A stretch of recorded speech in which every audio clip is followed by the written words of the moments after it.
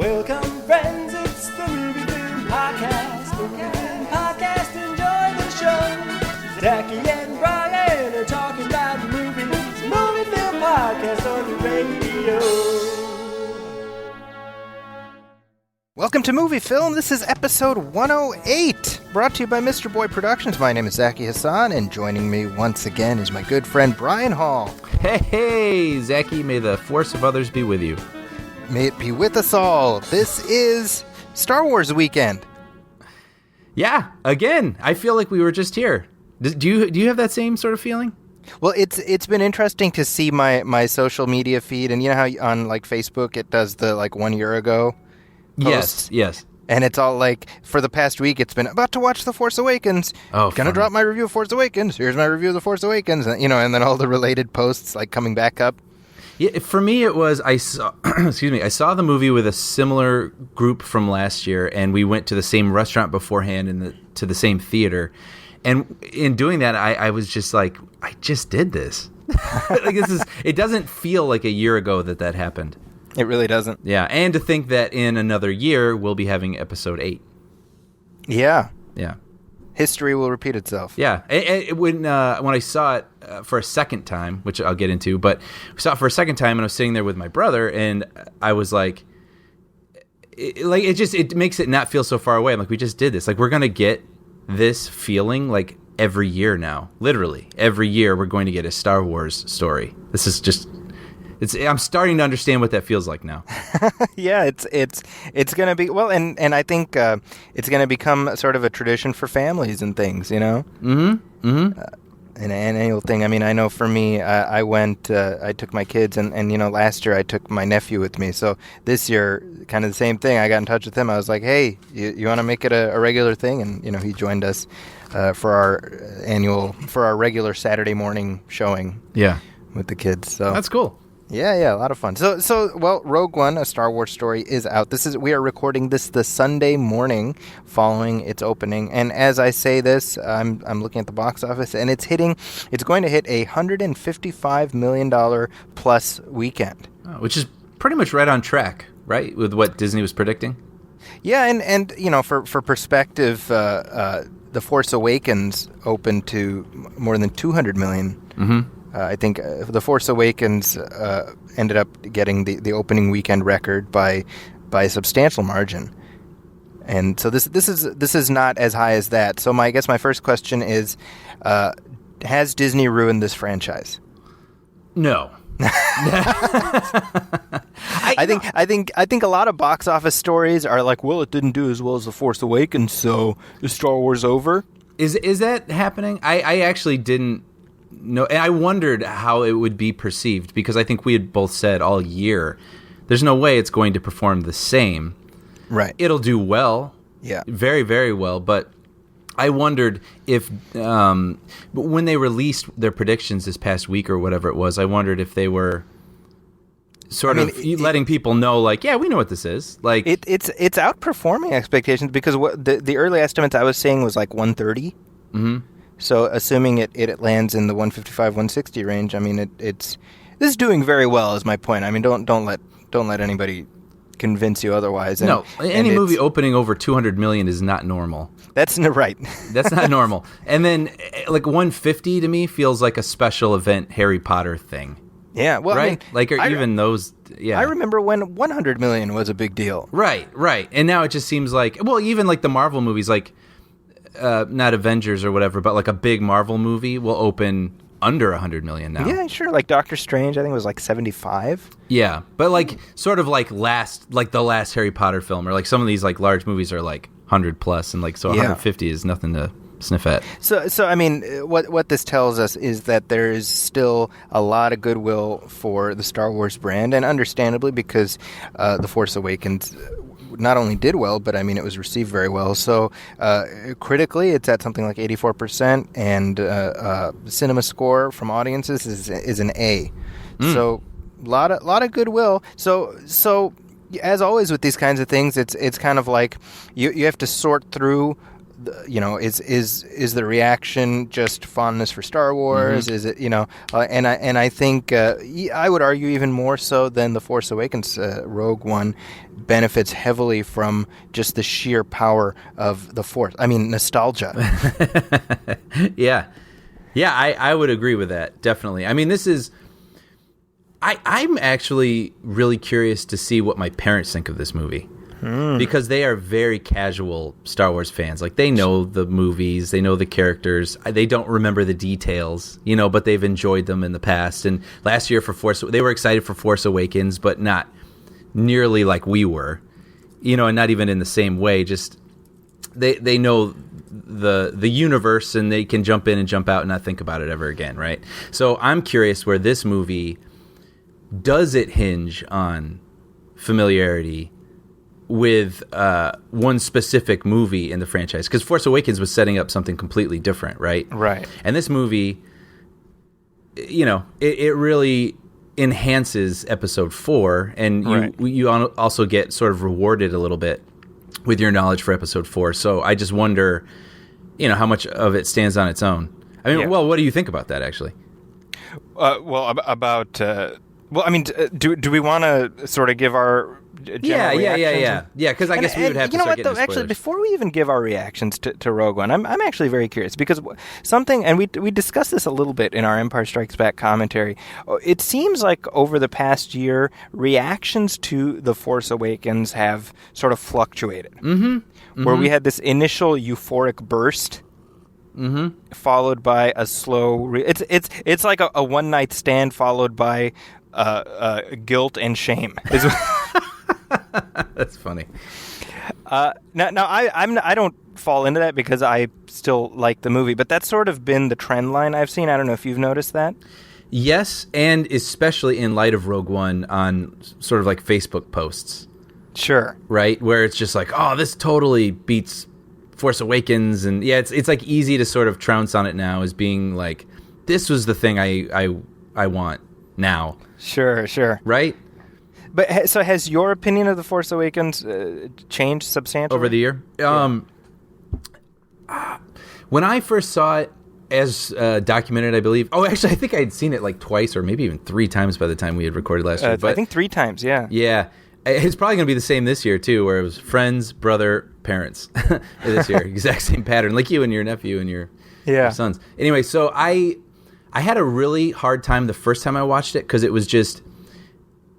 I was going to get into this later, but when there's something that I'm looking forward to that much, and I'm expecting it to mean so much to me, I have a really hard time the first time I watch it because it's like I don't know what I think about this because I'm expecting this to really mean something to me, and you have to, obviously no movie's perfect, so you're like judging its flaws a little extra harshly and whatever. And for Force Awakens, what happened with me was I was a little like, I don't know what I feel about this the first time I saw it, and then after I saw it the second and third time, I softened on it a little bit and saw it for what it was. And I didn't think it was perfect. I didn't, a lot of people are like, the best movie since The Empire Strikes Back.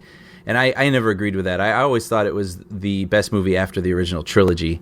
Yeah. And that's no knock. I still enjoy it. But I think as time goes on, you start to recognize you take a side on whether or not you feel it repeats Episode 4 structurally and whether or not that bothers you. Right. Having another Death Star that isn't a Death Star that makes less sense to the Death Star. Yeah. I'm fine with it. I don't love it. That story point. But I like it. It's on cable now. And when I'm flipping through and I see it, typically I'll stop. But unlike some of the other Star Wars movies, whereas Empire, I'll probably just stop no matter what. On Force Awakens, every now and then there'll be a part I come to, like with the Rathtars on Han's ship, and I'm like, and I'll just keep. Isn't that funny? I have the same reaction to that specific sequence. Yeah, yeah. But the other stuff is so strong, and so it's. I'd say it's a darn good movie, and I still like it, and yeah. But see, my thing with Force Awakens is my position has never changed, and I said this at the very beginning. I said I enjoyed it for what it is, but I can't form a full opinion until I see what happens next. Yeah, which is smart. It makes total sense. Yeah, I mean, and so I mean, I think the full story of how to contextualize that movie won't be written until the entire trilogy is complete. Right. You know. Now, Rogue One, on the other hand, is a complete story with a beginning, middle, and end, and we know very well what happens next. Right. Right. So let's do our non-spoiler reactions, and then let's dive into it. Let's have a conversation. Yeah. Go ahead, Brian. You start. Well, I really, really liked it. I thought it was, when this idea was announced, that they were, the thing that starts in the opening crawl of episode 4, a battle was won and they stole plans and now we're moving on. And then them saying, like, we're going to tell you that story. How did they get those plans? It was like, well, if you're going to have a Star Wars movie every year, yeah, that's a great idea, a great place to start and show us how we can see other pockets of the Star Wars universe. And I think that's where this movie totally succeeds, is that we get a glimpse outside of our regular characters of what the universe is like under, the Empire's rule. And the world building, the world building's already there, right? And so we just get to see other pockets of it. And I think this movie seamlessly blends into the other movies that we've seen and does a great job of giving us people we've never seen before, but a story that we still care about, right? Mm-hmm. So it's the sights and sounds you love with a whole new story that's tangentially related to one of your favorite movies of all time. And I think they did a really good job of tying them together so you love it. I think if I have, and of course we'll get into this, I think the first half, I'd say the second half of this movie is stronger than the first half. Yes. Whereas the first half is a lot of introductions to a lot of new people who I did come to like, but I left myself wanting just a little more shading or a little more texturing to some of these guys and their group, which I will say, though, after seeing it a second time, that was my initial thought. And I still think it's there a little bit. I don't think the movie could hurt from that. But it wouldn't hurt to have done that. But with the second viewing, I don't know if I was filling in the gaps a little bit, but I started to forgive the first half a little bit more than I did the first night. Yeah. Whereas the second half is the mission, and the mission is strong, strong. Like, it's exactly what you want. Right. So overall, and then I'm taking another step back. I'm like, this doesn't have to be a perfect movie. You know what I mean? These don't have to like win awards for like the tightest screenplay of all time. Like, they just have to like take me in here and send me on an adventure. And maybe these movies don't deserve the intense scrutiny, that we're ready to put on it, and not even out of trying to pick them apart, but just we want to love it so much. Right. And it's almost unfair a little bit to be so hard on something like that. So with a little bit of forgiveness, I really love this movie. I think I'm right there on the same page with you. And I want to talk about some spoilers. Okay, let's do it. Let's just do it. All right. All right. Spoilers. All right. So, man, there's just so much to unpack here. Yeah. I think for me, what I appreciated the most about the movie was that it felt, and I discussed this with you earlier, it felt aesthetically of a piece with both the original Star Wars and The Empire Strikes Back, in a way that none of the Star Wars prequels did. Right. I mean, they made an active effort to be able to, like, they want you to be able to watch this before the original Star Wars. Right. And that's very apparent. I mean, it feels, and something we talked about last year with The Force Awakens is how tactile it feels and how they use practical sets. I feel like this one-upped that even more. This feels like an even more lived-in universe than what we see in The Force Awakens. Yeah. Yeah. I mean, you see, it starts on, the farmland, and you can feel the dirt. Like, you can feel the mist because it looks like a misty, cold, rainy day. And so, it could be like a Terrence Malick movie for all you know, but then all of a sudden, stormtroopers enter frame. And it just makes it all feel so real. Like, this, it makes all of that sort of naturalness to it just makes the threat more real of this fantastical story that we love, right? Yeah. That's what I got out of this, was really understanding what it was like to how awful the Empire was. Like, we always heard how awful they were. Yeah. But we didn't see them oppressing people so much. But this movie, we really get on the ground with them, and, the people who are living under their their thumb. It's yeah. Yeah, and you know the I think the problem that you're describing in terms of the characters are pretty thinly sketched. Right. I think it's in essence each character has one tick that defines them. Well, and I couldn't decide if I was being a little unfair because what I wanted, I mean, we're in spoiler territory here. So yeah. Basically it's a doomed mission. Right. Right. And which is, you know, and we talked about this before, right? Where we were watching the trailer and it's like we're trying to figure out which one of these characters is going to make it to the end. Right. And it turns out nobody. Right. Well, and with that in mind, I have two things to say. One, none of them make it, obviously, and that totally affected me. Like, I thought they pulled that off really well. It didn't feel over dramatic. It felt. I think it made the movie better. Yes. However, I think in my mind, I sort of wanted to understand why these 5 or whatever it is, 6 characters were indispensable to each other. Oh, yeah, sure. Right? So if in the end... Because, I mean, they've essentially just met. Yes. So it's not like they're, you know, the crew of Firefly or something where they've been doing this for a long time and this is their final mission. Right, and it didn't have to. I mean, when you think of like Han Solo, right, where he starts and he's selfish and he's really only doing it for himself, and then he's even willing to abandon them in their final moments. Right. But then he comes back out of nowhere and then... And that's a triumphant moment. Yes. Like for the audience, too. I wanted a little bit more of why do these people need each other? Sure. And in the end, I don't know that they did. You know, they just needed more bodies. That's a good point. That said, I started to, the second time I saw it, after I had that in mind after the first viewing, I started to realize, like, it doesn't have to be like that. Like, that's me bringing in whatever I'm bringing into it as a writer or whatever you want to call it, like the way I think things should be. And I do feel like you said, they each had their thing, and it made each of them likable. And that doesn't mean that they had to end up becoming the thing that I thought they had to become. And I, in particular, I'm going to say the name wrong, but Chirrut, yeah, Donnie Yen, yeah, and Baze. So you know, you have the guy who's blind and he really wants to be in tune with the Force, and then he has his sort of muscle, you know, the guy who's like kind of looking out for him, and I really love those guys, and I was left with the first viewing, like, did we get everything out of those guys that we could? Because that was really interesting. Yeah. And then when I saw it the second time, I felt like, you know what, I think we did. And my brother pointed out, he liked that the Chirrut, the blind person, he liked that he died first. And that out of the pair, and his Baze then was sort of lost without him and willing to just sort of step into the hail of laser fire afterwards. Why did he like that?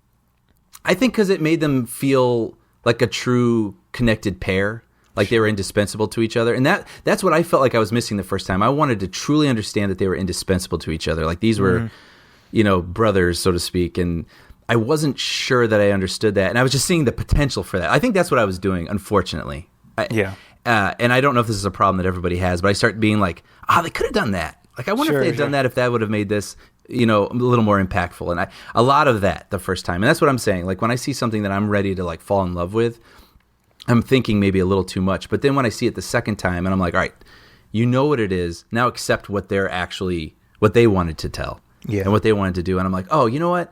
I did get that. Like, and you turn off my own little voice and my own input, and you just accept what they have presented, and it did work much better for me the second time. You know, I have to say, I mean, I think that when Chirrut dies, it was, I mean, I found myself getting emotional. I thought it was incredibly poignant, and I mean, I just think he's such an interesting character, and I want to know more about him, and I didn't feel like the film left me wanting. I was just like, you know, I want to read up on his backstory and stuff. I wasn't like, the film shortchanged us. I was just like, what an interesting character. Like, we've never seen anyone in the Star Wars universe like him.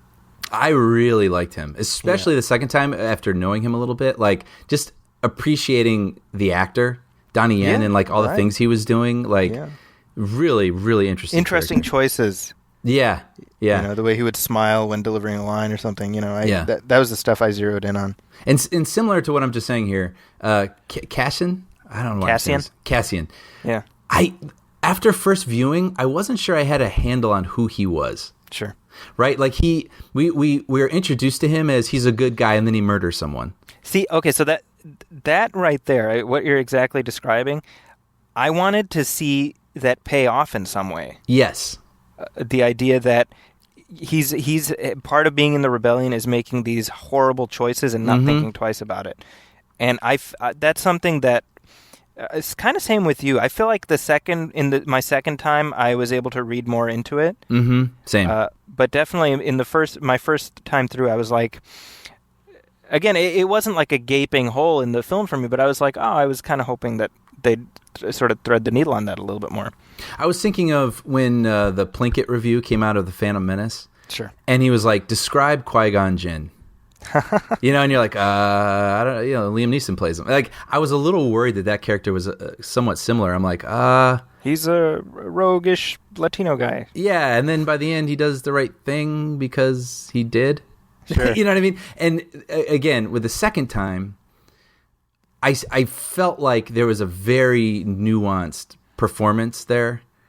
And when you sort of know his arc already, you can sort of see what he's doing with his eyes and the struggle he's going through. But I don't know that it was as strongly telegraphed as like maybe they were in like the original trilogy. I mean, Han Solo's arc is not telegraphed. It's put right in front of you, right? Well, and because I think part of it is that he is part of the rebellion already, like when we meet him, right? Mm-hmm. And so essentially what the movie's trying to show is that even rebels are doing some shitty things. Right.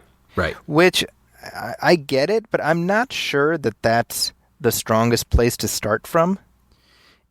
I agree with that, but I think they could have had it pay off a little bit more, or we could have understood him a little bit more, and we would have been like, oh, like now he can sort of make up for the things he's willing to sacrifice himself now. But the thing, we can't be on the side of the rebellion, right, unequivocally, while at the same time the movie's saying, yeah, the rebellion's pretty shitty too, you know, like right. I think to me that's essentially like because his pivot point is when he's supposed to assassinate Galen Erso, and he chooses not to. Right, Jin's father, Mads Mikkelsen, yeah, who is like Disney's go-to guy this fall between this and Doctor Strange. Yeah. But that's the moment, right? That's his pivot point, right? And we see the conflict, but I don't know that I see why he decides not to follow his orders. I completely agree. And it could even be, something Jin said that he's thinking about or whatever, but that never really happened. And then at the end, yeah, it's like this group like gets together and just sort of goes and does their thing just because they're like, yeah, we'll do it. But it wasn't because, they had some sort of experience in a trash compactor together that brought them all together. Right? Like they just happened to be the people who were there who were like, yeah, we'll go. And like, I think I just wanted to understand why that group, like I said, was indispensable to each other. Well, you know what? We're sort of talking around Jyn Erso. Yeah. Let's talk about her. So Felicity Jones, Ray 1.0. Sure. And I liked Felicity Jones in this movie. Yeah. But let's talk about her character because it feels to the number one thing I noticed was I remember in the very first trailer, she has this line where she says, "Well, you're rebellion.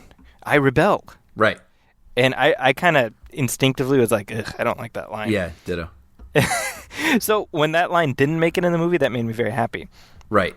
But what it got me thinking about is how much of her character arc was shaped in post-production and via reshoots and things. I'm wondering how much, like, what because it certainly from those initial trailers we're meant to think of her as much more raffish and sort of with an attitude, and I didn't get as much a sense of that from the character that we see in the movie. Yeah, actually, slashfilm.com the day afterward did an interesting article where, and this is all speculation, but they did a little detective work pointing out that in the trailers that dropped over half of what's seen in the trailers isn't in the film. Really? Yeah, and wow. they noticed that there was a lot of snarky dialogue coming from Jin that did not end up in the film. Oh, how and interesting. you wonder if they softened her a little bit, so she's a little less prickly and a little more empathetic, right? Because that is kind of what you get from her. I mean, she can hold her own. She's tough. She's had to raise herself in many ways, but at the same time, she is affected by a tragic backstory, right? And instead of making her this sort of punkish sort of person to these people, she's cautious and she's guarded, but she doesn't really put it in their face or anything, right? Yeah. I mean, it's again, it's a lot of stuff is sort of left off screen. Her backstory and her deal. Well, and I think what helps her also is that this involves her father, right? So in some ways, you don't need the things that you possibly could have benefited from with the other people, because you already are with her. Like, oh, you have a lot of sympathy for her already, right? Right, because we've seen in the prologue, her mother gets killed, and yeah.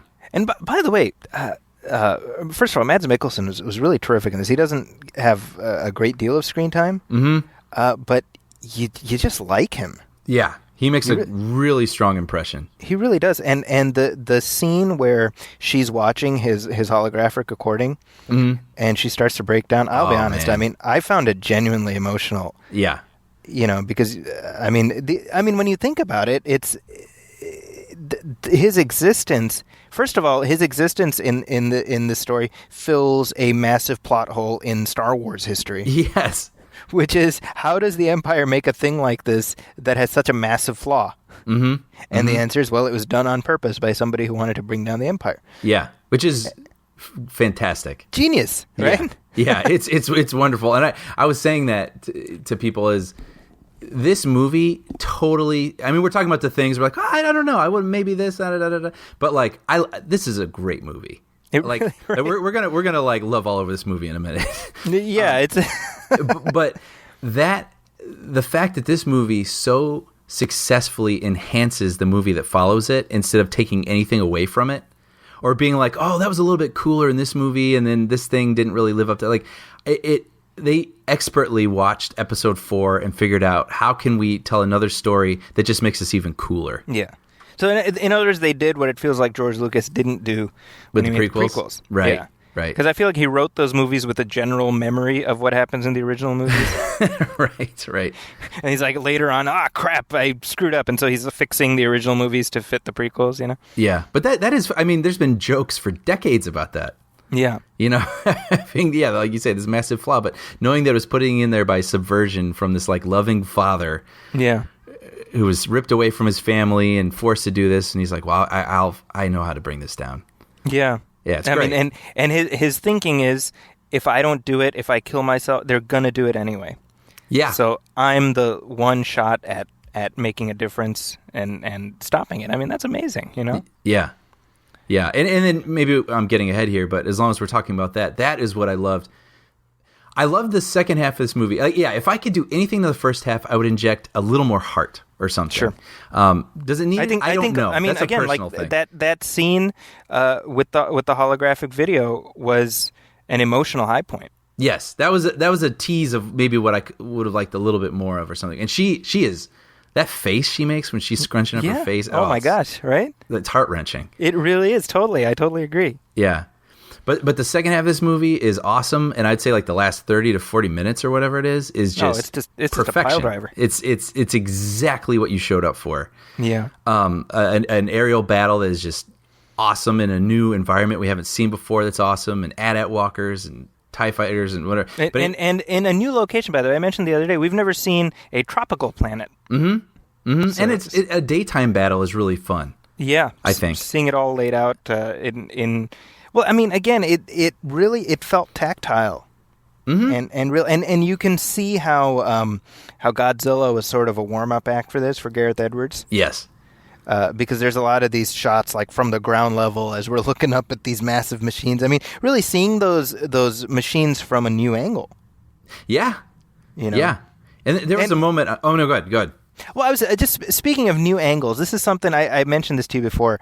one thing I really loved was going to these locations that we know so well. Mm-hmm. Like Yavin 4? Yeah, like Yavin 4. Yeah. I think I clapped, actually, instinctively when the label comes up. Yeah. I mean, we know that temple. We know the inside of the Rebel base. And it's like we're seeing. It's like, hey, look, it's the airfield, but it's daytime. Mm-hmm. That's the Yavin base airfield. I've never seen it during the day, and it's like, you know what I mean? Like, yeah, totally. Hey, look, we're seeing the temple from this angle. We've never seen that before. You know? Yeah. It's just little nerdy stuff like that. I loved. Well, and along those lines, during the aerial battle where they had the gold leader. Right. And from, red leader. From episode 4 where they, I don't know if they reused footage or what I read somewhere is they went into. They found new footage. Yeah. Yeah, unused angles and bits of dialogue. And I did actually clap for. You know what's funny is, so I'm watching the movie. I saw it last Monday. And that specific moment when we see red leader and gold leader, in my mind, I'm like, oh, Brian's going to love that. I totally Literally, did. that was my first thought. Oh, that's so funny. Because I know some people, very few, but a few people I've seen online, like, I don't know, like, it took me out a little bit. I'm like, nah, man, like, those guys, they made it. And Come then on, they got it's into red the leader next and battle. gold leader. Yeah, I thought it was great. And like we know their faces, we know their voices. Exactly. Like, I would have been more distracted if they just put in some random guy. Right. I'd be like, that's not red leader. Well, and then, of course, red 5, unfortunately. Yeah. And he's like, this is red 5, I'm going down. Ah! Yeah, so they can dust off the helmet and hand it to Luke in the next movie. Why don't you be red 5? Yeah. Brand new. Yeah. Well, speaking of that, seeing characters we're familiar with, obviously a huge talking point that I can't believe didn't get out beforehand is that Tarkin. Tarkin's in this movie. This is a very polarizing topic. Yeah. And it's been really, really interesting for me to just see people either loving it or hating it. The fact that they essentially did a weekend at Bernie's with Peter Cushing. Please tell me you've put that out into the world somewhere. It is now. It is that. That is so great. Yeah. Now, I have to be honest, I loved it. Yeah. It worked for me. The first time I saw it, I was a little distracted by it. Right. I was like, that's really good. But then I started paying attention. What I found myself doing was, no matter what you do, I'm going to actually contradict what I'm about to say, but like with a CGI character, it'll never be as convincing as a human face because human faces move in unpredictable ways, right? Yes. So whenever it would cut back to, what's his name? Krennic. I started paying attention to his face. I did the same thing. Yes, and then I would stare at the CGI Tarkin face to see what they were doing to sort of make it naturalized. But anyway, that was what I did the first time. Second time, I was totally willing to go with it, and I don't know if it's because I love the movie so much or wanted to love it so much that I'm like, I accept this. But the next day, I was talking to someone at work, and she had no idea that was fake. See, that exactly. Yes, she had no clue. I couldn't believe it. That's exactly my point. Like, you and I, we know Peter Cushing is dead. Yes. So instinctively, so in other words, there's a part of us that's already like, oh, well, it's fake. Right. But like, my kids don't know that. Right. And we just watched Star Wars yesterday. Wow, yeah. And this girl isn't the only instance either. I read some articles too where people were saying like, my friend had no clue, like thought it was a real person. Yeah. And that's amazing. I think that if you don't know that it's CG, you're not going to even think it's CG. Like, why would you? Yeah. You know, and that's, like, people are like, why didn't they just cast a lookalike or whatever? Which, I mean, that would have been, if they had done that, I wouldn't have been opposed to it. Same. I would have gone with it, but it's interesting that they were like, if a character appeared in in episode 4, yeah, we want them to be the same, literally the same person. Well, and this goes to how they really want you to be able to watch this right before Star Wars. Right. You know, I mean, I think that if you go 1-to-1, again, if you're not aware of it, it's not going to be on your radar. Right. And his inclusion, when you really think about it, is pretty important. I mean, if you're going to go right up to the next movie. And I mean, that's actually kind of the interesting thing because, and I'm sure you had this thought, like when we see him from the back and then he turns around and he says one line, I'm sure you were like, okay, well, that's his, right? but then he's like a character in this. He's like a supporting character in this movie. Yeah, yeah. You know, and I think that his inclusion, in addition to just, I mean, the sort of the novelty of it. And I was reading, by the way, about how it was massively expensive, and they've kept this under wraps for like a year now, and it was in the works for a long, long time. But it also illuminates Krennic, who I think we haven't really discussed him. What an interesting character he is, too. Mm-hmm. Ben Mendelsohn does so much. I think he's such an interesting actor, Ben Mendelsohn. Mm-hmm. And I think, I mean, you almost feel bad for him. Mm-hmm. Because, I mean, granted, he made this horrible, shitty thing, but then he has it taken away from him. And yeah. And you really, I enjoyed that moment where they blew up that Jeddah. Yeah. Right? And then he's just looking at the explosion. He's like, it's beautiful. Right. And it's such a disgusting line. Right. But at the same time, you're sort of like, get it? You know what I mean? Like this guy, like he wants to be important. Well, he wants to present he's a great boo-hiss villain. Yeah. Yeah. You know? But like you said too, he keeps getting like crapped on, which is really interesting. Like he wants to be the guy who presents this thing. Right. You know, when it actually blows up a planet and he wants the credit for this thing, and it keeps getting keeps getting shoved aside. But I don't know. He's very interesting, and his whole moment in the opening scenes. Oh, it's great. Yeah, it's really, really good. Like really, I don't know. I mean, he's a good. He's a good. You get villain. a clear sense of his sort of persona in that opening, and I think he's probably the Imperial that's the most fleshed out that we've ever seen. I mean, I think, right? Other than yeah, I agree with that. I mean, you know, again, to me, part of the appeal of a movie like this is you have Mads Mikkelsen and Ben Mendelsohn, two great actors, and you just let them, you know, you let them be great actors in this universe that we love. Mm-hmm. You know, and you just sort of watch the fireworks. But speaking of great actors, Forrest Whitaker as Saw Gerrera. Now, this is again kind of a polarizing character. I will say that you know me, I'm a big fan of the Clone Wars cartoon. And Saw Gerrera is a character from that. I've read that because I haven't seen those. Yeah, so there's like a 4 or 5 episode arc where he's kind of during the formative stages of what will, I mean, obviously that's during the Republic. So, but you see his sort of rebellious persona emerge, you know. Okay. And so when I heard, Saw Gerrera's in this, I was like, that's cool, you know, just like it's like a neat little breadcrumb that they don't need to have. See, but it's cool. That's interesting because I'm still not sure what I think about him. I agree with you there. Yeah, because I don't know what he really contributed. Like, I liked the idea of his inclusion more than necessarily the actuality of his inclusion. Completely agree with that.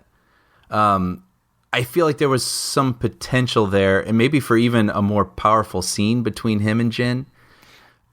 Being somewhat of an adoptive father for a while, but who like abandoned her.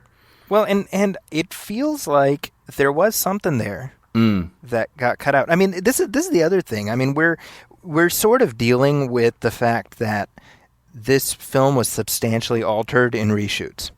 Right. And we don't have a sense of what that original movie looked like. So, you know, I would imagine that it's going to come out very gradually. Like you know, we do the Star Wars section in our show. Like over the next year, I'm fairly certain that we'll be like, and this was originally going to happen in Rogue One, and then, you know, like 2 weeks later, and this was originally going to happen in Rogue One. Like, it's going to leak out very gradually. Yeah, I wonder, and I got really curious too because I think we both got the Art of the Force Awakens book. Yeah, and the book was very open about the process. Right. Which I found really fascinating. They're like, this is what we thought was going to happen, and then we decided to go in another direction, and this writer started doing this, but we realized we didn't have enough time, so we got a new writer, and I was like, oh, wow, this is telling the story that I really wanted to hear. And right. I would be curious, not because I want to be like, oh, well, that guy didn't do the thing, or that wasn't a good idea. It's just these stories mean so much to us. Like, I'm really fascinated by the creative process and why they landed on what they landed and whatnot. I'd love to learn this stuff. Right. I don't think the movie suffers with him, but you get a sense though that he could have possibly meant more, or been more integral to the story than he was. Well, I mean, I think that his backstory, the idea that he's too extreme for the rebels, yes, is interesting. Really interesting. Yeah. You know, and I mean, I think that the idea that this rift between the partisans, which is his group, and the rebellion. I mean, I think some more dialogue at the very least to sort of flesh that out would have been maybe a little bit helpful, because we're seeing Saw Gerrera at the end of his life. If you've seen Clone Wars, you've seen him, earlier. And my understanding, by the way, is that they're going to have him on the Rebels cartoon show, which is set about 4 or 5 years before this. So, I mean, again, he's an interesting character in the periphery. But the key thing in this film is his relationship with Jin and the idea that he raised her. He's essentially her foster father. Maybe the decision was made like, well, she has one father that she needs to be emotional about. I can see that. As you're saying this, what it made me think of is seeing Yoda in Return of the Jedi.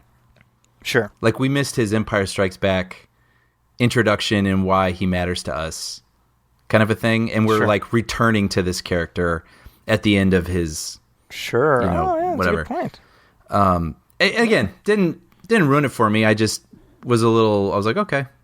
I think Forrest Whitaker probably gives the character more weight. Oh, yeah. Than what's on the page, Yeah, the way that he breathes into his oxygen thing, and really interesting. He's an interesting guy for sure. And I mean, I definitely like his moment of death where he tears off his oxygen tank, and he's kind of like, I'm ready, Yeah.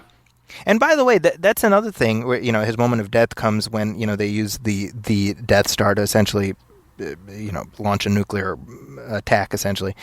That's something else we've never seen. We've never seen what that would be like on the ground level. Right. Like Alderaan. Yeah, exactly. Right. I mean, and it gives you a sense what that must have been like too. Yeah. Speaking of Alderaan, by the way, Jimmy Smits. I loved Jimmy Smits. Yeah. It's funny too. That's another thing too, where I wonder. That's for the benefit of us, right? Yes. Like, my parents are gonna be like, "Who's that guy?" And I'll have to explain to it later. Like why it matters, and remind them, of Alderaan. Like, oh, he's gonna die. That's basically what's happening. But it's I mean, the allusions to because he's sort of the bridge really between both of the trilogies. But the allusions don't feel heavy-handed. Where Mon Mothma is like, you should. Your friend the Jedi, and he says, he's been in hiding, but wait, I'm going to need his help again. I want to bring that up because you think he's talking about Obi-Wan, but then he says her. No. Can you explain it to me? Yeah. So he says, I'm going to get him a message, and she says, can you give the message to someone you trust? And he says, I trust her with my life. I missed that both times. Okay. And it's funny too. Again, my brother, we actually went to a bar afterwards and talked about it for like hours. So that's why which is what geeks do, by the way. Yeah, exactly. But most people talk about sports. Well, it's funny too because they sat us at this table. The Star Wars section. Yeah, no, but there's this little divider, and then there's a couple tables next to us where you could easily overhear each other's conversations, and it was like, okay, buckle up, people. This is where we're going. We're just going to be talking about this for like 2 hours. But anyway, he even missed that also. Okay. He started talking about someone else. I'd be curious how many people. Maybe we're the only people that missed it, but yeah. She says, is it someone you can trust with the message? And he says, I trust her with my life. Yeah. Obviously implying Leia. Yeah, his adoptive daughter. Right. And I mean, that's when you think about it. I mean that it's a little snippet, but it gives you a sense of how much he loves Leia. Right, which is, I mean, obviously we never got to see that in the prequels, Yeah. Well, should we talk? We already talked about CG Tarkin, but should we talk about CG Leia? Yeah. So that's the last image of the movie, basically. And it is. And so here's my reaction. I knew, I had a sense that we were probably going to see young Leia when we saw her from the back. And the first time I found it jarring. Same. The second time I didn't. You need to adapt to it. I think that's what it is. I truly, Yeah, like you just roll with it. Yeah, it's not perfect. It's really good, right? Yes. But it's obviously because we know her face so well. You have to make an adjustment in your brain. And I imagine by like the fourth time you watch this movie, like you're going to adjust to what this movie gives you, right? Right. I think, and something I've said online is, based on what we see in this movie, I'm pretty much absolutely certain that we will get young Luke, young Han, and young Leia in a flashback in Episode 8. Interesting, isn't it? I feel like everything we've seen right now is a dress rehearsal for that. And they even have said so much that this movie was an experiment. Yeah, well, and, who knows what they meant when they said that? But I think I'm putting a lot of pieces together because there was a gathering of the entire of the cast of The Force Awakens, and Kathleen Kennedy said everybody here is going to be back in the next one, and Harrison Ford was there too. And that was one of those things where it's like, oh, she's probably saying that because you don't want to spoil that he dies. But I'm like, I think he will be back. You know, I mean, when you think about it, because we have all this backstory that needs to be filled in about what happened to Kylo Ren and everything else. Well, you have the ability to depict that now.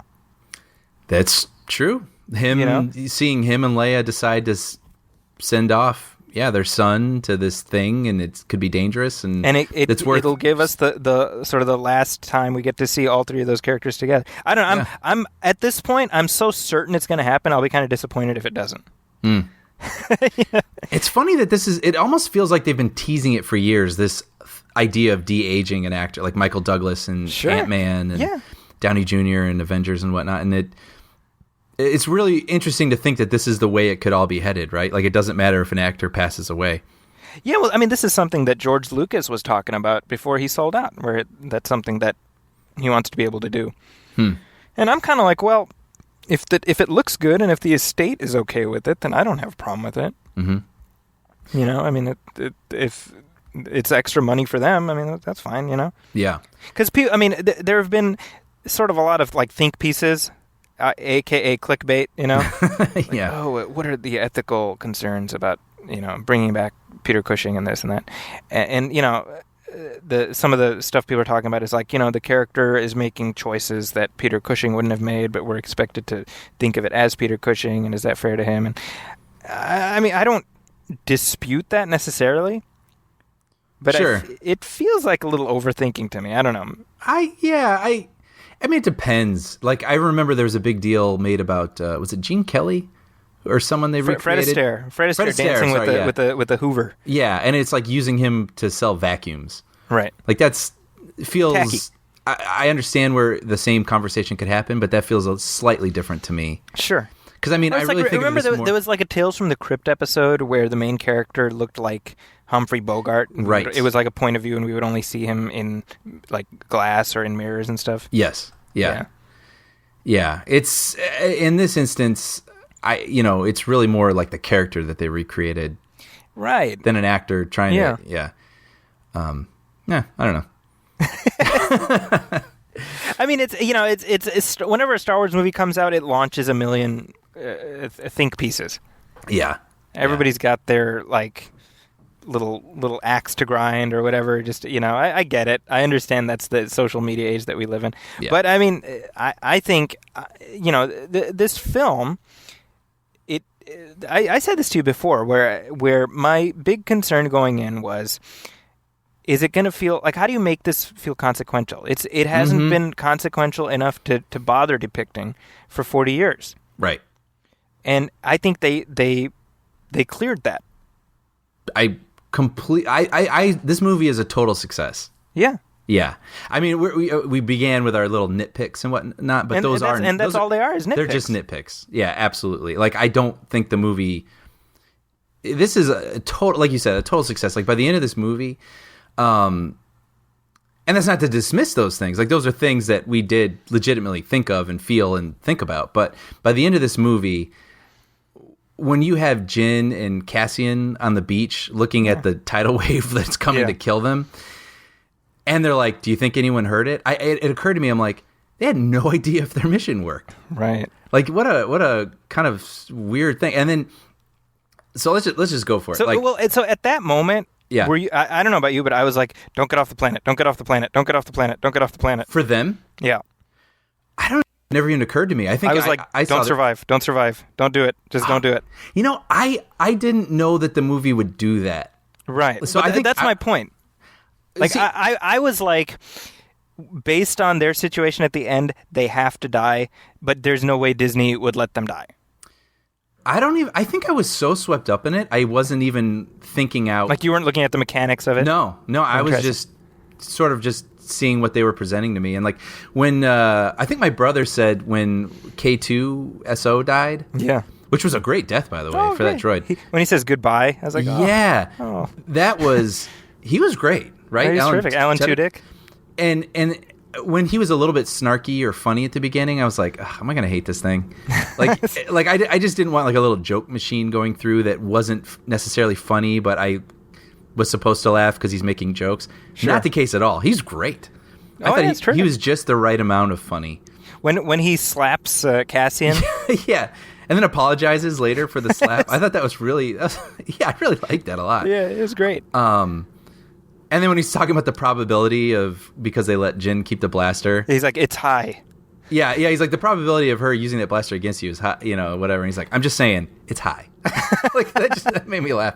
And then, at the end, Jyn gives him the blaster. It's like, what you wanted, right? And he's like, oh, thanks. And then when he sacrifices himself, I was like, man, like that was a sacrifice. I feel bad for the character. Yeah. But my brother was like, when the robot died, I knew they were all going to die. Oh, how interesting. And I didn't get that at all, actually, because I was like, well, you can kill the robot and we'll feel sympathy for it, and that's an easy way to let the others live. I went in being like, come what may, Jyn Erso will make it to the end. Yes, because they could use that character again. She's thinking she's spunky. She's spunky, and she makes a good action figure, and she's, I agree with that. But then, like I said, I didn't get swept up in the mechanics of it. And then when they were on the beach and that wave was coming, and especially the second time when you know what's going to happen, and she gives him that look like, well, yeah, I was like, oh wow. I was also glad they didn't kiss, by the way. Me too. And they did. They share a romantic look at one point on the ship, and I'm sure a take exists of them kissing at some point. Yeah. But I'm glad they did. I mean, that's, I wouldn't say that's a weakness where you have a male and female character have to like each other. Like, you're in this intense situation, you're probably going to feel this natural, like, bond. Sure. And they never sealed it with a kiss, but they went through something extraordinary and intense together, and they felt a bond. And, like, on that beach when they're, like, hugging each other, I thought it was interesting, too. I don't know how much of this was a choice, but she looks at it coming and he doesn't. Oh, interesting. I'm not even saying that has anything to do with character. I just thought that was something I thought about, where he didn't look and she did, and seeing it come and they get swept up in it.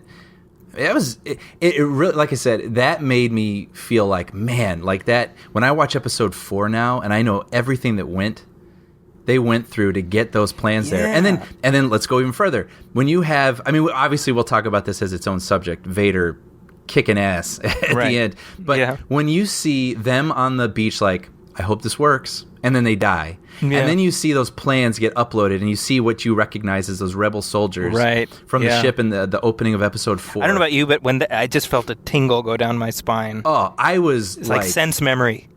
I can't even explain what I was feeling when you hear the alarm.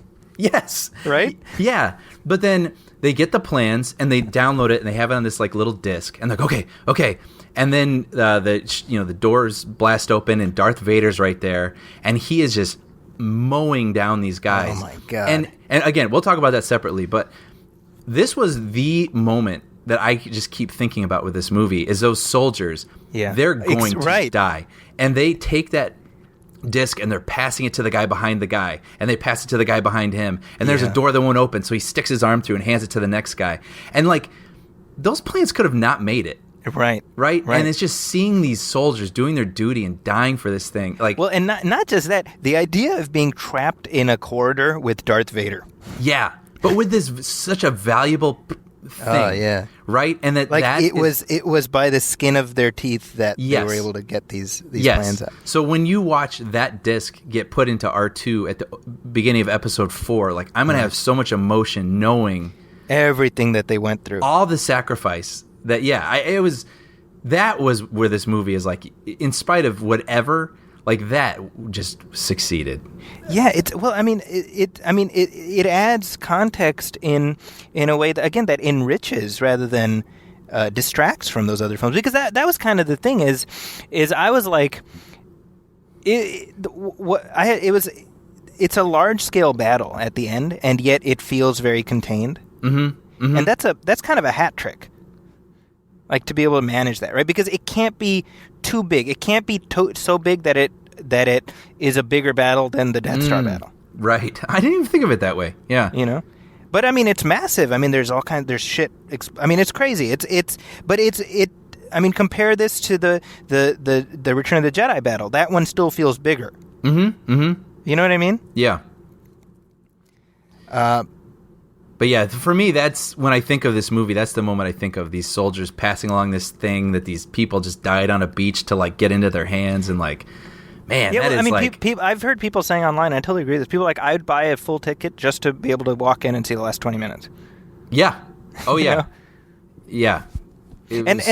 So good. We should talk about the music score. Yeah.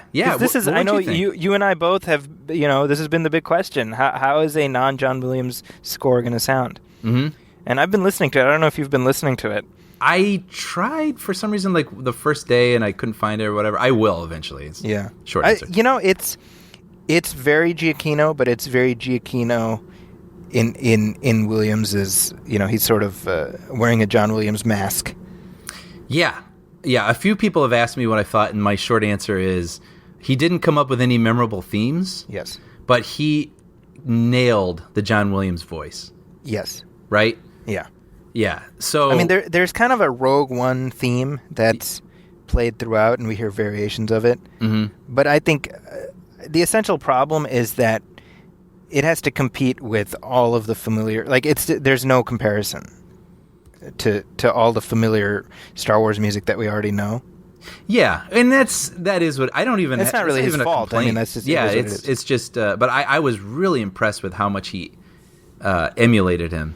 And I will say, I mean, the music during that final sequence is just absolutely perfect. When the rebels are getting the plans out and Darth Vader's just mowing him down, it's a terrifically executed sequence musically.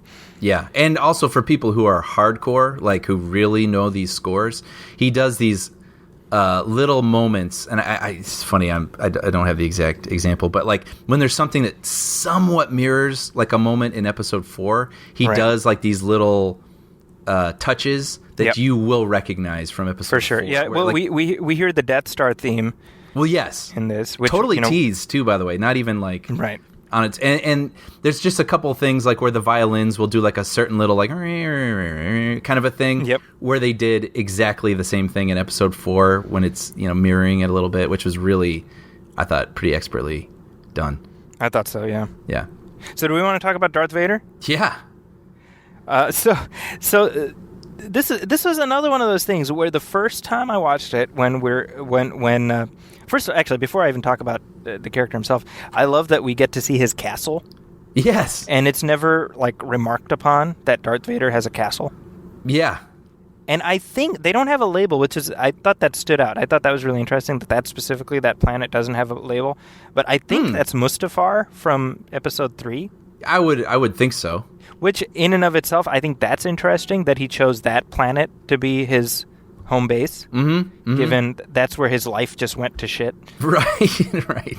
That gives us an insight into his character. So initially, I was slightly... James Earl Jones there's something slightly off to me about it. Mm-hmm. Mm-hmm. And then, again, second time through, I didn't feel that. Exactly agree. So what's going on here? I mean, he's older, right? Well, right. I mean, so that was my, again, the first time I'm like, well, I mean, he's 85. He's not going to sound exactly the same. Uh-huh. But it didn't sound off at all to me. The second time, I just went with it. I think that's exactly it. Like, what we've already said is that our initial impressions are against things that we're so familiar with, and we notice what's off immediately. Right. But once we get familiar with the movie and, adjust to its whatever it is, get on its wavelength, we're like, okay, then we can calibrate.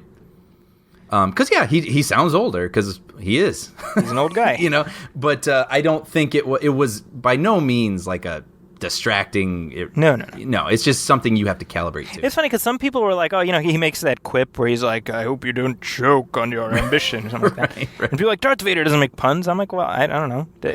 I can't he make puns? I mean, why not, It's fun. That did actually bump me a little bit the first time, but who cares? It didn't bother me. I mean, you have to figure that he's been an asshole to Imperial people for so long. He's got to, make it interesting for himself too. yeah. He's lonely. He's stuck in his bacta tank most of the time. Yeah, that was interesting too. We get another glimpse of him outside of the suit. Yeah, and right, and the fact that he's not just sitting in that little thing that we see him in Empire. That usually he's in a bacta tank. Yeah, which for people who don't know is what we see Luke in at the beginning of Empire Strikes Back. That's where right. he's like a healing sort of liquid or whatever. Which is I remember when I think it was the Revenge of the Sith artwork book or something like that. Like they had designed is that right? Like or somewhere there's like they had thought about what I want to say. The Empire Strikes Back. Oh, is that he what was it supposed to have a castle? Okay, yeah, and you see these things, and a lot of times when I see extra stuff that didn't make it into the movie, it's a little hard for me to integrate it because I'm like, do I buy that? Like, does that fit into the thing that I've already seen and whatnot? And hearing that Darth Vader has a castle, you're like, really? Like, okay, like I don't know, but yeah, I thought the movie did a good job of selling it, and then. And you don't get a good glimpse of him in that tank either, but you sort of get an idea of like, this guy is still, he's got his own sort of tortured existence in a way, right? I mean, knowing what we know from the prequels, and he is an injured man living in this suit that supports his life, and when he's out of that suit, he's still healing. It was interesting. It was interesting teases. I'm glad it wasn't like focused upon, but it was interesting teases. Just a little, they don't have like the glory shot of his burn-infested body. Right. Right. And with that in mind, I mean, the scene at the castle, you got to admire the balls on Krennic. Mm-hmm. He shows up at Vader's castle. Right. I mean, again, that gives us an insight into his character too, know? Because, I mean, that's not something Imperials do. Right. Really, I mean, I think that it's again, especially on second viewing, and this is not a situation where the first time through I was like, and then the second time I was like, it's actually good. I liked it the first time. I liked it even more the second time. I would say the same thing. And you know this because you talked to me less than a day after I saw it. I was raving about it too. Mm-hmm. Mm-hmm. So, but it's all what I really like is all the little teases of the world beyond the frame. Mm-hmm. And, you can, like, I don't know about you, but I'm like, I want to see more movies set in this era that give us a little more insight. I mean, the movie ended, honestly, first reaction was bring on Han Solo. Yeah. Yeah, I agree. I was like, I was skeptical about that movie to some extent. I have no skepticism about it now. Yeah. And it's interesting, Lord and Miller were special thanked at the end. Did you notice that? Oh, really? Yeah. Oh, but that's kind of interesting. I wonder if, I mean, there's room for this movie and that one to overlap a little bit. Mm-hmm. Actually, I was reading about how Felicity Jones has a sequel clause in her contract, and I was like, if we see her again, it'll be in Han Solo. I see. Yeah, my brother brought that up, and I wondered. I didn't know if the timelines worked for that, but well, no, I guess maybe they could. I guess the thing is I don't know what age Han Solo is going to be portrayed in his standalone movie. Thing. Right. But I wondered if that had something to do with the reshoots.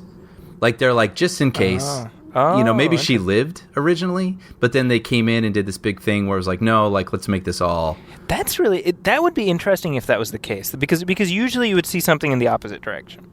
Right. Like, again, maybe at some point they're like, you know what? Screw it. Let's just go for it. This is what this movie is. Let's do it. It has to. It's the on the beach ending. It's just literally on the beach. Yeah, I mean, I wouldn't be opposed to seeing her if the timeline works. Same. I don't feel the need to, but I think ultimately the role of this film is to enrich the ones that come after it, and like you said, I think it really truly does that because it ends in a way where you feel like the universe has been expanded. I really like that idea. I like the idea that this is something that we've talked about the saga movies, where, especially thanks to the prequels, and Boba Fett is the guy who, or Boba Fett's dad is the guy who all the clone troopers, and and Luke and Leia are sister and brother, and it just it feels like a universe with like 8 people in it. Yeah, right. And what I liked here is that other than a few connections, it's entirely new people, right? And so it enriches overall the universe, because it makes you appreciate what's going to happen next, where it's like this whole crazy battle and it's freaking crazy, and all these people died and whatever, and then meanwhile completely over there, like Luke Skywalker doesn't even know that this is going on, but he's about to become part of it, like, you know what I mean? And I think that's so cool. I totally agree. And then you made me think of something. So the stormtroopers have different voices. Yes. In this movie. I wonder, as soon as they started speaking, I was like, oh, is it that guy? Like, are they all going to sound the same? But no. Yeah, because they're dudes. Because they're like enlisted guys. Right? And I like I would like to think this was a callback, but the idle chatter that those 2 stormtroopers have. Right. They're talking about like, hey, did you hear the T-15? Is that a... And then, which is reminiscent of in episode 4 when Obi-Wan's sneaking in to shut down the shield or the That's whatever. right. And you hear those 2 stormtroopers talking about like see the VT-16? That's pretty sweet. Yeah, I like that. Yeah, speaking of callbacks, I mean, I'm trying to think of what other sort of, there's Dr. Evasion and Ponda Baba. Did you see them? The guys from the cantina. Oh yes, yeah. You better watch yourself. Yeah, yeah. That guy kind of says the same stuff again and again. Yeah, it's his line. And I'm trying to think. I mean, there's other Easter eggs that are in there that I'm sure like people will be going over with a fine-tooth comb. Yeah, a couple droids. I mean, they could be different droids, but a lot of similar designs. Oh, and R2 and 3PO, by the way. R2 and 3PO, yeah. What's funny too? I was talking to a friend, and her boyfriend, who's a huge Star Wars nut, missed them. Oh, how funny. I have no idea how he missed them. I mean, it kind of focuses on them for a moment. But that was his bathroom break? Yeah, maybe. Probably. But I thought that was a nice way to make sure that they're all in all of them, and it didn't feel egregious. Yeah, it's like, yeah, okay, yeah. Well, it's appropriate. I mean, of course. Like, they're there, yeah. They're there, and then they get on the ship, and that's how they end up where they do in A New Hope. Yeah. Right? Yeah. Well, good. No, go ahead. I'm saying we touched on Vader, but we didn't talk about him going full Vader. Yeah, that's exactly what I was going to segue to. Yeah. So the movie ends. I'm driving home, and my this is the ongoing story of how I'm increasingly terrified of my 7-year-old. Yes, go please. Now you'll remember we watched The Force Awakens, and the moment when Han Solo gets turned into shish kebab, I look over at my oldest, and he's kind of horrified, and my nephew, he's horrified, and my second, he kind of has this weird grin on his face. So we're driving home, and I ask him, I'm like, hey, what was your favorite part? He's like, oh, I love the part at the end with Darth Vader. And I said, oh, why do you like that? And he says, because. I'm like, why because? And he said, and I'm not making this up. He says, but I love it when the good guys get killed by the bad guys. I swear to God, I'm not making that up. I'm just picturing the camera in the backseat of your car, looking at your eyes in the rearview mirror, just going like, what? Like, is that a thing a 7-year-old says? No. I don't understand this, but I live in abject terror. He's just gonna keep like appearing behind you, like, Dad, ah! You jump and turn around. And he's like, come here. And it's funny because my nephew was with me, and he's like 17, 18, and I'm like, I'm glad you're here as a witness because this is what I've been living with. That's funny that he enjoyed watching those soldiers get killed by Darth Vader. I mean, we all enjoyed it because it was a cool sequence, but to specifically verbalize it that way? Yeah. So now I'm not sure how I feel about that sequence, to be honest. It's so funny. I feel like he might be learning the wrong lesson. Yeah. This is the same kid who, if you remember, again, I'm not making this up. He watched Planet of the Apes, the hunt sequence in Planet of the Apes, and this is like 2 weeks ago, and he turns to me and says, if I was an ape, I would capture so many humans. Seriously? I'm not making this up. This is all true. I really want worried like about a this little kid is what I'm comic saying. series or like a web series of you and him. Like learning all the wrong lessons from pop culture. Yeah. He watches JFK. He's like, you know what Oswald's problem was? He used the wrong kind of rifle. You know? That'll be his presentation at school. They're like, Yeah, exactly. we want to have a conference. Yeah, it's his presentation in like third grade. You know. Yeah. Anyway, Darth Vader. So Darth Vader, he goes full Vader. He went full. You never go full Vader. He went full Vader. And it was a sight to see.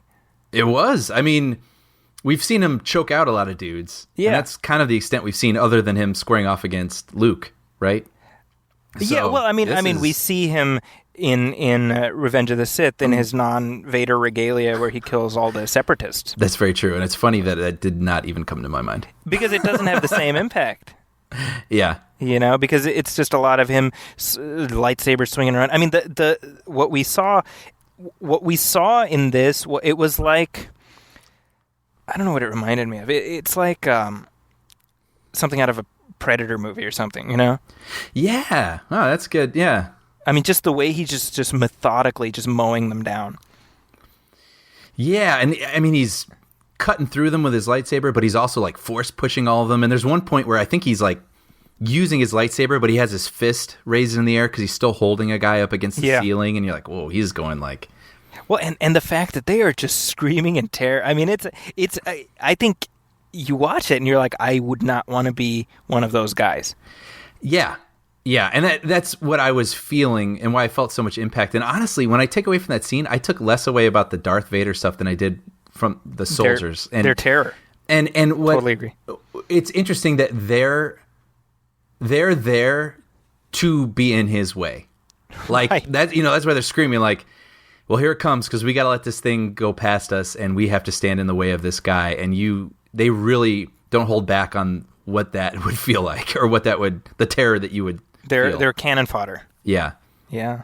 Yeah, that was a really great moment for and it wasn't just like a cool little, oh, well, let's just see Vader go nuts for the fans for 2 minutes. Like, what's happening in there is important.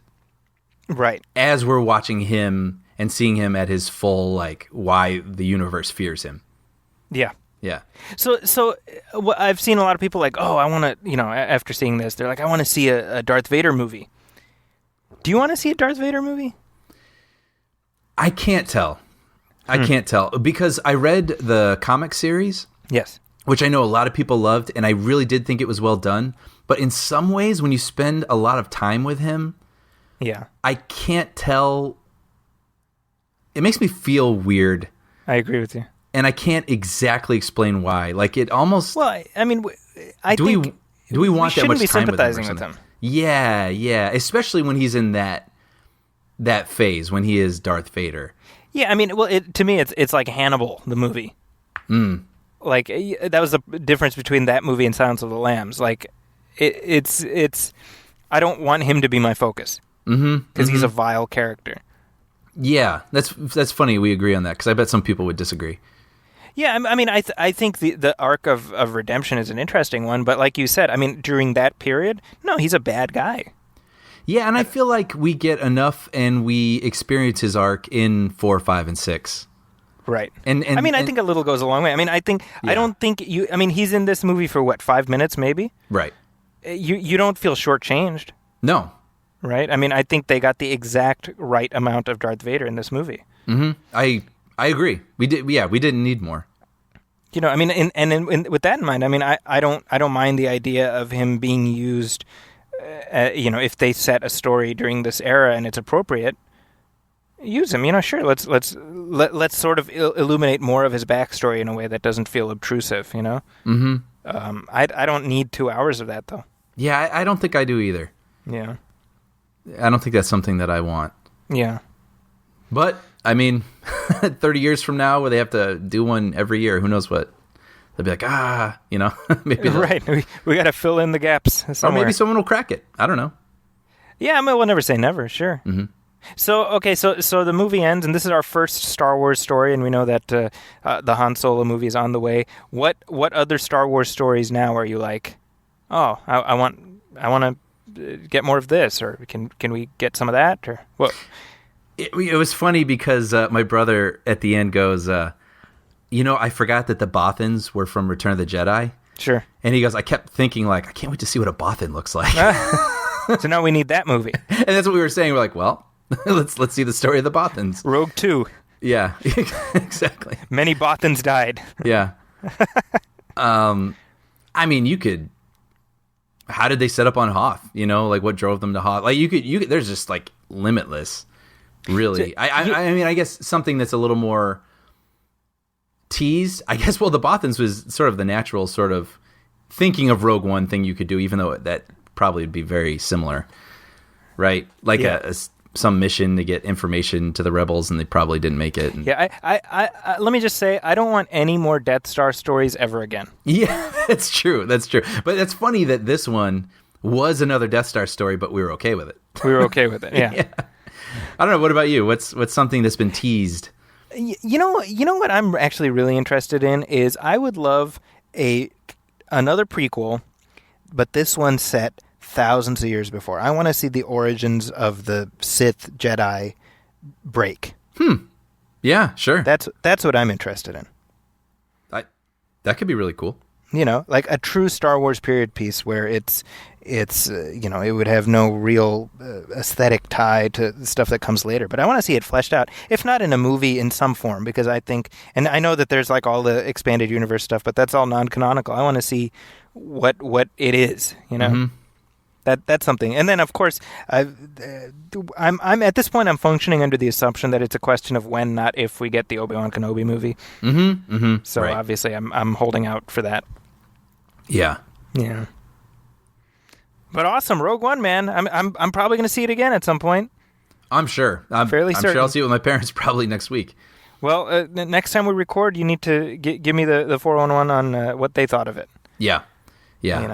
But again, we had our little nitpicks at the beginning, the things like what ifs, like what if they had done it like this, But I really, if this is on cable in a year and I'm flipping through, most likely I'm going to stop and enjoy finishing it. Well, let me ask you and everyone's doing this. I haven't really come up with a ranking. Where would you rank it? It's funny. Someone asked me that, and what the answer that I told them was, I am enjoying the fact. Well, first they said, what do you prefer, Force Awakens or this one? I preferred this one, to be honest. I think this was more of a success than The Force Awakens, certainly in terms of story. But then my first thought was like, I don't know that I can compare them or even need to compare them. Whereas this one, you need to compare them. Social media says you need to compare them. Well, that's what I'm enjoying about it, is that this isn't a saga story. This is a Star Wars story.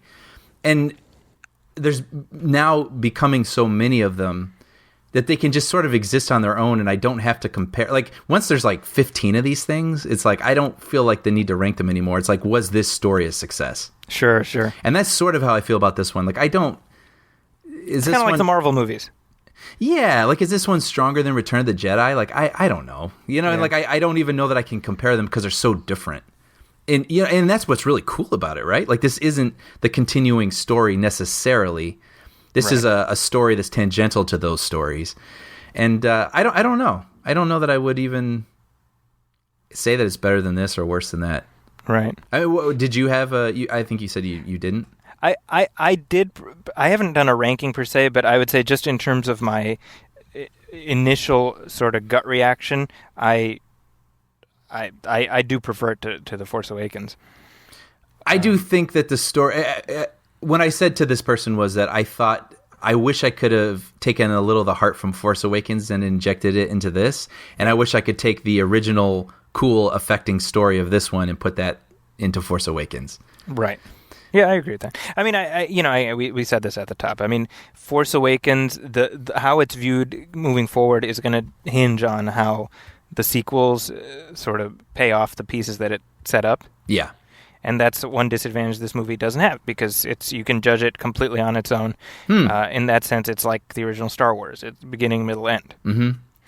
And so, as a result, your initial... The reaction that you have after the movie is to what it is. Mm-hmm. Mm-hmm. And it's a more fleshed out reaction. Right. And so that's again. That's sort of. It's almost like we should put a pin in that discussion because it'll probably be something we revisit. Next year, obviously when episode 8 comes out, etc. Right. But I think I definitely feel like, despite the fact that it's not a consequential story, I do think it's indispensable when watching these movies now. Yeah. Because I feel like if you're gonna watch them in sort of chronological order, you got to watch Rogue One. Right. Right. It's not just some sort of novelty. Like, it really does enhance episode 4. Yeah, exactly. Yeah. And that was the highest hurdle that they needed to clear, and they did it. So big thumbs up for me on Rogue One, a Star Wars story. Yeah. Yeah, I agree. Well, and that's a good place to wrap this discussion. Yeah, this was fun. I was looking forward to this. Yeah, we don't always do just one topic for the whole time, but I think there's some movies that just allow for that, and Star Wars is obviously one of the ones, certainly for you and I both, that we always have lots to say. Mm-hmm, mm-hmm. But we will be back next week with what will end up being our last episode of 2016. We've got lots of trailers and things to unpack, and obviously we'll be back at the beginning of the year with our best of 2016 picks. Mm-hmm. So lots of fun stuff coming up. And by the way, if you're listening to this episode and you haven't checked out our Empire Strikes Back commentary track, please do give that a listen. Thanks so much to those of you who have for the feedback we've gotten. It's heartening that people do still enjoy hearing me and Brian talk with each other and over each other as we watch a movie. It's been it's always fun for me. So and give us suggestions for movies you'd like us to do commentaries on. Yeah. Nothing crazy though. I mean, let's keep it tasteful. But as we wrap things up, Brian, anything you want to hype up? No, I just mentioned I work over at Bob's Burgers, and I love the show, and I love working there, and people should check it out. I think it's great. And watch the show. It's a great show. You should watch it. It's fun working on something you're a fan of. So I love meeting somebody who's a fan, and then like I sort of bask in Brian's glory by proxy, because I'll be like, my best pal works on the show. Just so you know. That's funny. Opens a lot of doors for me. Good. Yeah. Happy to help. But if you are trying to reach out to us, you can email us, moviefilmpodcast@gmail.com. You can also hit like on our Facebook page, facebook.com/moviefilmpodcast. So any questions or comments, either send them there or send them there. We will get them. And we've gotten a bunch of letters in the last couple of weeks. We'll be going through some of those next time. Also, please do leave a review or a star rating at iTunes, Movie Film Podcast. Go to iTunes. Every little bit helps. If you dig what we're doing, let other people know, because it makes Brian happy, and we want to make Brian happy. Thanks, guys. Because he's usually so sad. That's all he has, folks. Come on. And if you're trying to reach out to me, you can find me at my website, zakiscorner.com, ZAKIS Corner. That's also my Twitter handle. That's also my Instagram handle. And you can find my reviews at the Huffington Post, as well as at fandor.com, where my Rogue One review is up. And we'll be back in a few weeks. Until then, thanks for listening. This has been Movie Film. Welcome, friends, it's the Movie Film Podcast. Movie Film Podcast, enjoy the show. Zaki and